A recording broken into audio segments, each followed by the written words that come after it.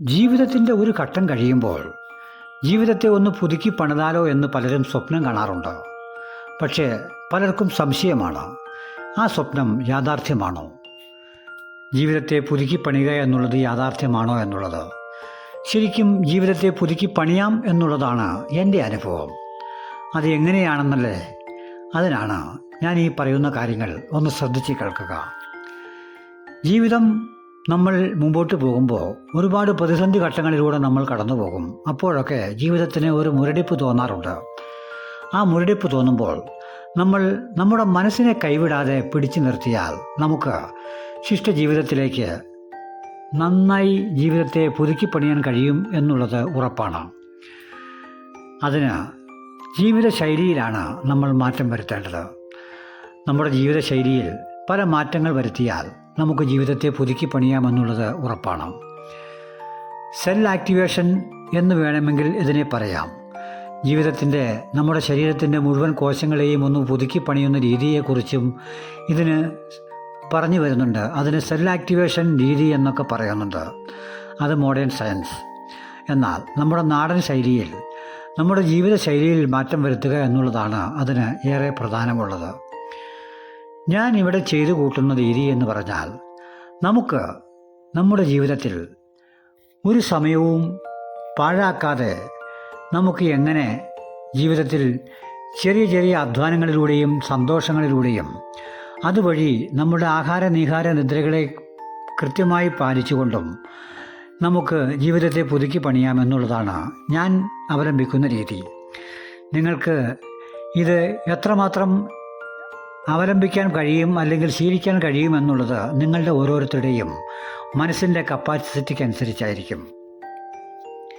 ഞാൻ ഓരോ ദിനവും ഓരോ വേലകളാണ് ചെയ്തുകൊണ്ട് പോരുന്നത്. ഇപ്പോൾ ഞാൻ ചെയ്യാൻ പോകുന്നത് എന്തെന്ന് വെച്ചാൽ, കുറേ നാളുകളായി നമുക്ക് വീട്ടിൽ മാവും പ്ലാവും ഒക്കെ ഉണ്ടായിരുന്നു. മാവ് മുൻവശത്തായിരുന്നതുകൊണ്ട് അത് വളർന്ന് മതിലിന് കേടുപാടുകൾ സംഭവിച്ചപ്പോൾ ആ മാവ് വെട്ടിക്കളഞ്ഞു. അപ്പോൾ മാങ്ങയുടെ ലഭ്യത കുറഞ്ഞു. വീടിൻ്റെ പുറകുവശത്ത് നല്ല തേൻവരിക്ക ഒരെണ്ണം നിന്നിരുന്നു. അത് അപ്പുറത്തെ പറമ്പിലെ മരങ്ങളുമായി മത്സരിച്ച് വളർന്നു പൊന്തിയതുകൊണ്ട് ഒരുപാട് ഹൈറ്റ് വന്നതുകൊണ്ട് കാറ്റത്ത് ഒടിഞ്ഞു വീഴാനുള്ള എല്ലാ സാധ്യതയുമായപ്പോൾ അതിൻ്റെ കൃത്യം പകുതിക്ക് വച്ച് ആ തേൻവരിക്ക പ്ലാവ് ഞാൻ വെട്ടിക്കളഞ്ഞു. അങ്ങനെ ചക്കയുടെ ലഭ്യതയും കുറഞ്ഞു. അന്ന് മുതൽ ഭാര്യ എപ്പോഴും പറഞ്ഞുകൊണ്ടിരിക്കും, നമുക്ക് ഒരു വിയറ്റ്നാമേർലി പ്ലാവ് നമുക്ക് എവിടെയെങ്കിലും നട്ടുപിടിപ്പിക്കാം എന്ന് പറഞ്ഞ് എന്നും പറയും. ഞാൻ പറയും ചെയ്യാമെന്ന്. അങ്ങനെ അവധി കൂട്ടി. എന്നാൽ ഇനി അവധി വയ്ക്കേണ്ടതില്ല. നമുക്ക് വലിയ ഡ്രമ്മിൽ തേൻവരിക്ക, അതായത് വിയറ്റ്നാമേർലി ഒരു പ്ലാവ് നടാം, ഒരു മാവും നടാമെന്ന തീരുമാനത്തിൽ ഞങ്ങൾ എത്തിച്ചേരുകയാണ്. കഴിഞ്ഞ കാലത്ത് കൂണ് കൃഷി ഉണ്ടായിരുന്നു. അപ്പോൾ കൂണ് കൃഷിക്ക് വൈക്കോലും അല്ലെങ്കിൽ അറക്കപ്പൊടിയുമൊക്കെ അതിൻ്റെ നമ്മൾ മീഡിയേറ്ററായിട്ട് ഉപയോഗിക്കുന്ന, നമ്മൾ റോ മെറ്റീരിയലായിട്ട് ഉപയോഗിക്കുന്ന അറക്കപ്പൊടിയൊക്കെ വെള്ളത്തിലിടാൻ വേണ്ടി നമ്മൾ ഡ്രമ്മുകൾ സൂക്ഷിച്ചിട്ടുണ്ടായിരുന്നു. ആ ഡ്രമ്മുകൾ ഇന്ന് ഉപയോഗശൂന്യമായിട്ടിരിക്കുകയാണ്. കൂണ് കൃഷിയൊന്നും ഇപ്പോൾ നിലവിലില്ല. എന്നാൽ ആ ഡ്രമ്മുകൾ 2 അതിൻ്റെ ടാപ്പുകളെല്ലാം അഴിച്ചു മാറ്റി നമുക്ക് അതിൻ്റെ അടിവശവുമൊക്കെ ഒന്ന് തുളച്ചെടുത്താൽ നമുക്ക് വിയറ്റ്നാമേർലി പ്ലാവും അതുപോലെ ഒരു മാവും നടാമെന്നുള്ള തീരുമാനത്തിൽ ഞങ്ങൾ കുറച്ച് ദിവസം മുമ്പ് തീരുമാനത്തിലെത്തി. അങ്ങനെ ഇന്ന് അതിനു വേണ്ടിയുള്ള തയ്യാറെടുപ്പാണ്. പക്ഷേ ടാപ്പ് അഴിക്കാൻ നോക്കിയിട്ട് ഒരു തരത്തിലും അഴിക്കാൻ നിവർത്തിയില്ല. അപ്പോൾ ഭാര്യയോട് അകത്ത് കയറി ഒന്ന് അതിൽ പിടിക്കുക, ഞാൻ പുറമേ നിന്ന് അഴിക്കാമെന്ന് പറഞ്ഞു. അത് നടന്നില്ല. അവസാനം ഞാൻ അകത്ത് കയറി ഭാര്യ മുകളിൽ നിന്ന് അത് അഴിക്കാനുള്ള ശ്രമമാണ്. അങ്ങനെ ഒരു തരത്തിൽ ടാപ്പ് അഴിച്ചെടുത്ത് അടുത്ത പരിപാടിയായിട്ട് നമ്മൾ അതിൻ്റെ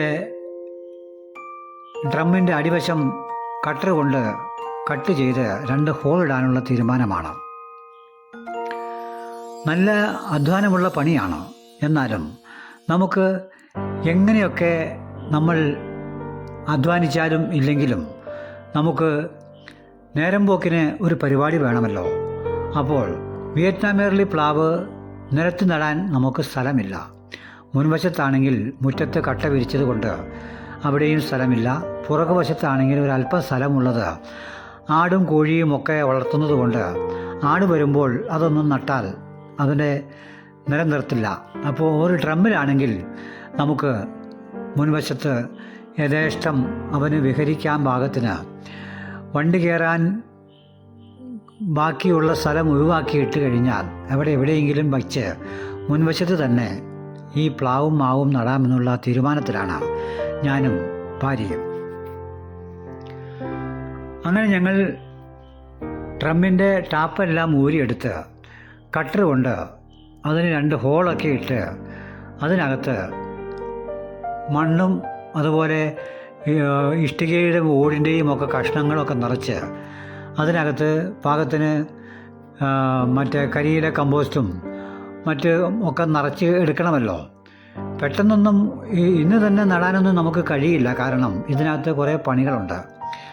അതിനകത്ത് ഓടിൻ്റെ കഷ്ണങ്ങളിട്ട് നിറച്ച് അതിന് പകരം അതിന് പാകത്തിന് കരിയിലയും മറ്റ് കമ്പോസ്റ്റും ഇട്ട് അതിനുശേഷം കുറച്ച് വളമിട്ട് കുറച്ച് ദിവസം വച്ചതിന് ശേഷം വേണം നമുക്ക് മണ്ണ് നിറച്ച് 3/4 ഭാഗം മണ്ണ് നിറച്ചതിന് ശേഷം വേണം ഈ മാവും പ്ലാവും ഒക്കെ നടാൻ.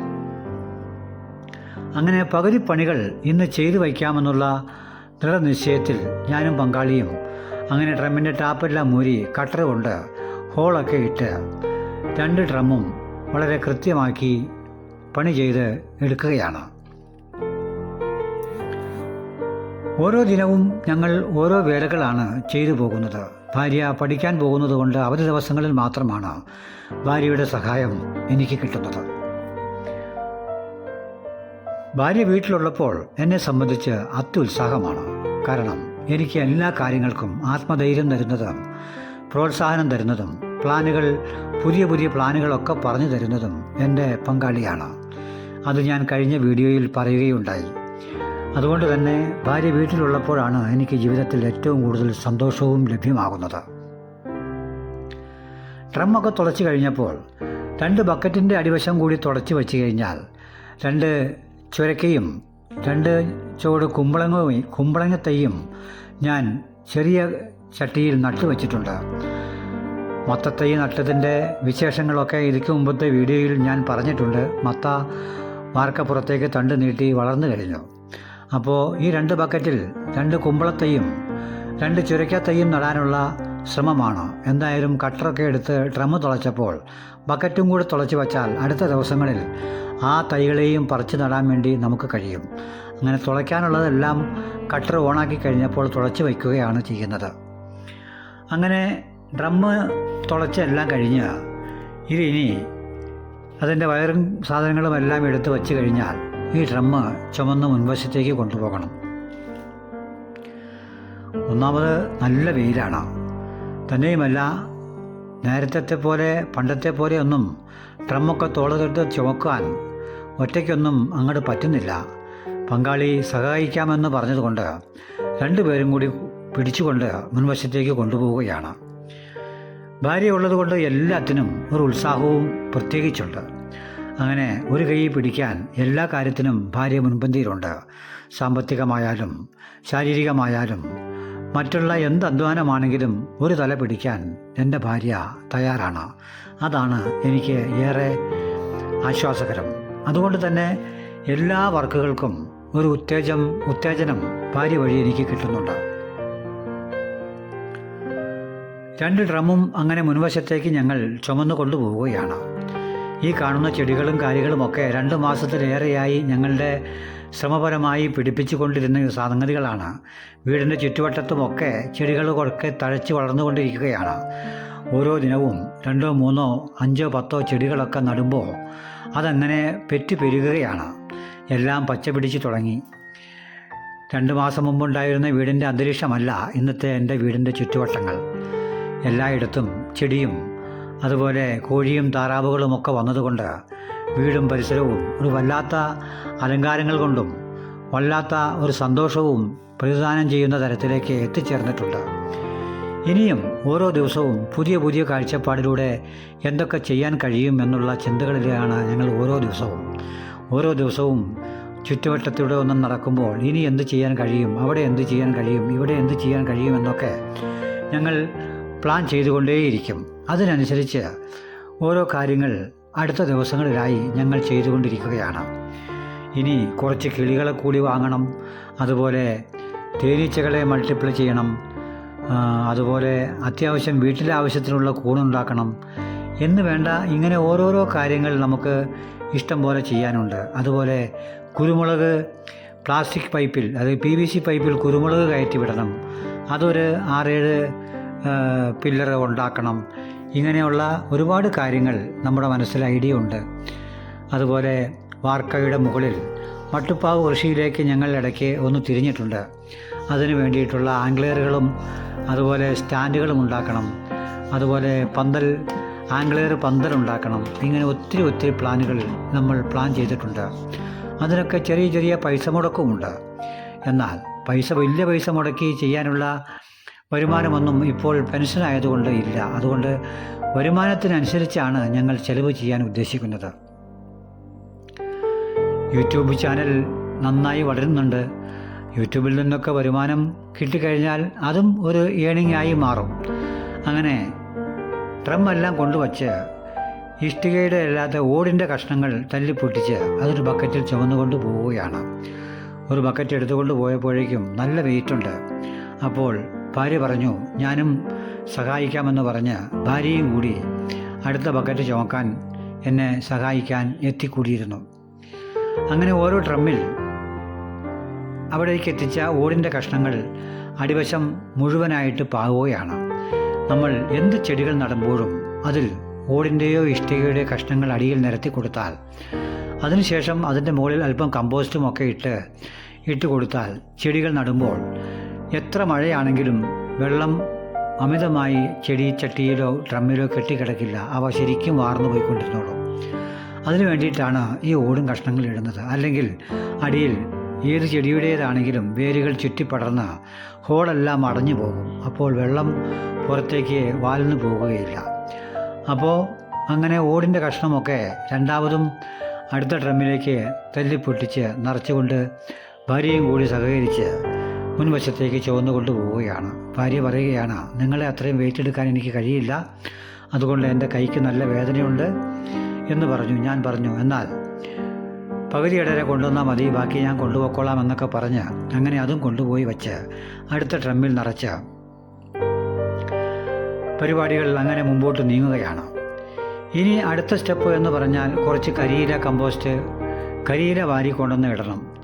അതിനുശേഷം അതിൻ്റെ മുകളിൽ കുറച്ച് കാഷ്ടത്തിൻ്റെ വേസ്റ്റും ആട്ടുംകാഷ്ടം പൊടിച്ചതും അല്പം മണ്ണും കൂടെ മിക്സ് ചെയ്തത് ഒരു ലെയർ ഇട്ട് വയ്ക്കണം. അതിനുശേഷം കുറച്ച് ദിവസം കഴിഞ്ഞിട്ട് വേണം പിന്നെ കുറച്ച് മണ്ണും അതിനുശേഷം വീണ്ടും കുറച്ച് വളവുമൊക്കെ ഇട്ടിട്ട് വേണം ഈ വിയറ്റ്നാം ഏർലി പ്ലാവും അതുപോലെ നല്ല ബഡ് ഇനത്തിൽപ്പെട്ട മാവും നടാൻ.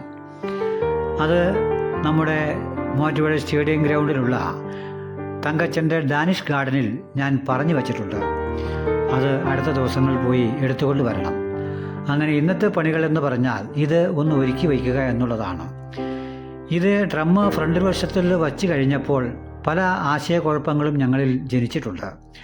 ഒന്ന്, ഇത് വളർന്നു വരുമ്പോൾ മുറ്റത്തേക്ക് വളരുമ്പോൾ വണ്ടികൾ കയറ്റാൻ ബുദ്ധിമുട്ടാകുമോ, അതുപോലെ മാവൊക്കെ റോഡിലേക്കൊക്കെ വളർന്നാൽ ലൈനിന് പ്രശ്നം വരുമോ എന്നുള്ള സംശയം ഞങ്ങൾക്ക് ജനിച്ചു. അപ്പോൾ ഒരു പക്ഷേ ഇത് വീണ്ടും ഒരാഴ്ച കഴിഞ്ഞ് തീരുമാനം ചിലപ്പോൾ മാറ്റേണ്ടി വരും. കാരണം അങ്ങനെയാണെങ്കിൽ ഇത് പുറകുവശത്തേക്ക് തന്നെ വീണ്ടും കൊണ്ടുപോകേണ്ടി വരും എന്നുള്ളതാണ് ഞങ്ങളുടെ ഒരു ചർച്ചയിൽ ഇപ്പോൾ ഉരുത്തിരിഞ്ഞിട്ടുള്ളത്. അതെന്തുമാകട്ടെ പണികൾ തീർത്ത് വയ്ക്കണത് എവിടെ വേണമെങ്കിലും നമുക്ക് മാറ്റി വയ്ക്കാമല്ലോ. പക്ഷേ മണ്ണ് നിറച്ച് നടുന്നതിന് മുമ്പ് മാറ്റി സ്ഥാനം ഉറപ്പിക്കണം. അങ്ങനെ കരിയിലയും ഒക്കെ വാരി കരിയില കമ്പോസ്റ്റ് അതിന് മുകളിൽ കുറച്ച് ഇട്ടുവിടണം. അതിന് വേണ്ടിയിട്ട് കരിയിലയും അടിച്ചു കൂട്ടി വാരുകയാണ് ഞാൻ. സ്നേഹം നിറഞ്ഞവരെ, പച്ചപ്പാണിൻ്റെ സന്തോഷമെന്ന യൂട്യൂബ് ചാനലിൽ ഇത്തരം വീഡിയോകളും വിശേഷങ്ങളും കാഴ്ചകളും നിങ്ങളിലേക്ക് എത്തിക്കുമ്പോൾ നിങ്ങൾക്ക് ഈ ചാനൽ ഇഷ്ടമാണെങ്കിൽ ഇത് കണ്ടു കഴിഞ്ഞതിന് ശേഷം നിങ്ങൾ എൻ്റെ ചാനൽ പച്ചപ്പാണിൻ്റെ സന്തോഷം എന്ന ചാനൽ സബ്സ്ക്രൈബ് ചെയ്യാൻ മറക്കരുത്. അതിനുശേഷം ഒരു ലൈക്ക് അടിക്കാൻ പിശുക്ക് കാണിക്കുകയും അരുത്. അതിന് പ്രത്യേകിച്ച് മുടക്കൊന്നുമില്ല. അതിനുശേഷം നിങ്ങൾക്ക് കൂടുതൽ ഇഷ്ടമാണെങ്കിൽ ഈ ചാനൽ നിങ്ങൾക്ക് നിങ്ങളുടെ കൂട്ടുകാരിലേക്കും ബന്ധുമിത്രാദികളിലേക്കും പ്രായമേറിയവരിലേക്കും ഈ ചാനൽ ഒന്ന് അയച്ചു കൊടുക്കണം. പ്രായമേറിയവരൊക്കെ ഇത് കാണുമ്പോൾ ഇത് കണ്ടിട്ട് ഒരു ഉത്സാഹം തോന്നുകയാണെങ്കിൽ അവർക്കും ഇത്തരത്തിലുള്ള എന്തെങ്കിലുമൊക്കെ പരിപാടികൾ ചെയ്യാൻ കഴിയും. അങ്ങനെ അവരും ഇത്തരം ഒരു എനർജി സമ്പാദിച്ച് ശിഷ്ടജീവിതം സന്തോഷകരമാക്കട്ടെ. നിങ്ങളും ഇത് കാണുന്നവർ എന്തെങ്കിലുമൊക്കെ നിരന്തരമായി നിങ്ങൾ കൊച്ചു കൊച്ചു വേലകൾ ചെയ്തുകൊണ്ടിരിക്കുക. പ്രായമേറിയവർ പ്രത്യേകിച്ചും ചെറുപ്പക്കാരും കുട്ടികൾക്കും ഒക്കെ ചെയ്യാവുന്ന വേലകളാണ്. ബാല്യത്തിലൊക്കെ ഇത്തരമൊരു ചിന്തയിലേക്ക് ഇറങ്ങുകയാണെങ്കിൽ വളരെ സന്തോഷകരമായി ആയാസകരമായി നല്ല ഏണിംഗ് ഉണ്ടാക്കാൻ ഇത്തരം പല വേലകളും സൗകര്യമുള്ളവർക്ക് സാധിക്കുമെന്ന് പറഞ്ഞു കൊള്ളട്ടെ. അങ്ങനെ ആട്ടുംകാഷ്ടം പൊടിഞ്ഞു കിടക്കുന്നത് പഴയ കൂടിൻ്റെ അടിയിൽ നിന്ന് യഥേഷ്ടം കോരിക്കൊണ്ടുപോയി ഒരു ലെയർ ഇട്ട് കൊടുക്കുവാൻ തീരുമാനിച്ച് അതും കൊണ്ടുപോയി ഇട്ട് കൊടുത്ത് ഇന്നത്തെ പണികൾ ഇവിടെ അവസാനിപ്പിക്കുകയാണ്. അതിനുശേഷം കുറച്ച് ദിവസം കഴിഞ്ഞിട്ട് വേണം അതിൻ്റെ അടുത്ത പടി കുറച്ച് മണ്ണ് നിറച്ച് വീണ്ടും കുറച്ച് ആട്ടുംകാഷ്ടവും അതുപോലെ ചാണകപ്പൊടിയും ഒക്കെ നിറച്ചതിന് ശേഷം വേണം അതിൻ്റെ മുകളിൽ ഒരു ലെയർ മണ്ണ് ഇട്ടിട്ട് വേണം വിയറ്റ്നാമിയറിൽ പ്ലാവും മാവും നടാൻ. അത് ഒരാഴ്ച കഴിഞ്ഞിട്ട് വേണം ചെയ്യാൻ. അപ്പോഴേക്കും ഈ കമ്പോസ്റ്റും ഈ ചാണകപ്പൊടിയും ഈ ആട്ടുംകാഷ്ടവുമൊക്കെ ഒന്ന് അവിഞ്ഞ് ഒരല്പം ഇടയ്ക്ക് നനച്ച് കൊടുത്ത് അത് മണ്ണിൻ്റെ പരുവമൊക്കെ മാറി ഒരു പ്രത്യേക രീതിയിലേക്ക് വരുമ്പോൾ പുതിയ മാവും പ്ലാവും നടുമ്പോൾ അതിൻ്റെ വേരുകൾക്ക് നല്ല ആക്കം കിട്ടും. അതിനു വേണ്ടിയിട്ടാണ് കുറച്ച് ദിവസം വെയിറ്റ് ചെയ്യുന്നത്. ഇങ്ങനെ പല ലെയറുകളായി പല ദിവസങ്ങളിൽ നിറച്ചെടുത്ത് സെറ്റപ്പാക്കി എടുക്കുകയാണ് ചെയ്യുന്നത്. അങ്ങനെ ഇന്നത്തെ കാഴ്ചകളും വിശേഷങ്ങളും ഇവിടം കൊണ്ട് അവസാനിപ്പിക്കുകയാണ്. ഇന്ന് ഞാൻ ചെയ്ത വേലകൾ നിങ്ങൾക്ക് ഇഷ്ടപ്പെട്ടു എന്ന് വിചാരിച്ചു. ഇഷ്ടപ്പെടുകയാണെങ്കിൽ ഞാൻ പറഞ്ഞതുപോലെ ചാനൽ സബ്സ്ക്രൈബ് ചെയ്യാൻ മറക്കരുത്. അതുപോലെ ഷെയർ ചെയ്യാൻ മറക്കരുത്, ലൈക്ക് ചെയ്യാൻ മറക്കരുത്. നിങ്ങൾക്ക് ഏറെ ഇഷ്ടപ്പെട്ടു എന്ന് വിചാരിക്കുന്നു. ഇന്നത്തെ കാഴ്ചകളും വിശേഷങ്ങളും അതുകൊണ്ട് ഇവിടെ അവസാനിപ്പിക്കുകയാണ്. എന്നെ കാണുകയും കേൾക്കുകയും ചെയ്ത എൻ്റെ നല്ലവരായ മുഴുവൻ പ്രേക്ഷകർക്കും പച്ചപ്പാണിൻ്റെ സന്തോഷമെന്ന യൂട്യൂബ് ചാനലിൻ്റെ നന്ദിയും കടപ്പാടും അറിയിച്ചുകൊണ്ട് നിർത്തട്ടെ. ഏവർക്കും ഗുഡ് ബൈ.